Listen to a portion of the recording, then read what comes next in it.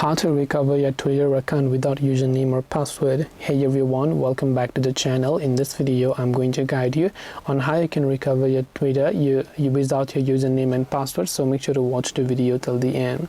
Now if you want to recover your Twitter account, so let's say you just go to the login option over here now, and if you don't remember even your phone number or email or username, how can you recover it? Because first you have to identify the account that you actually lost and that you want to recover. So enter the username of the account that you lost probably, and once you've done that, you can simply go ahead and then just tap on the next option here.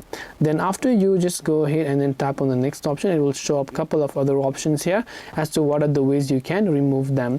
Now one way that you can also do it is if you don't have access to even your phone number and your password, if you had luckily linked with your Google account, you can also directly tap on continue with Google and log in with your Google account here. That will directly sync to your Twitter account. This is another way to do it. So hope this video helped you. If you have got any more questions, feel free to also leave them down below. Thank you for watching till the very end of this tutorial, and see you soon in the next video.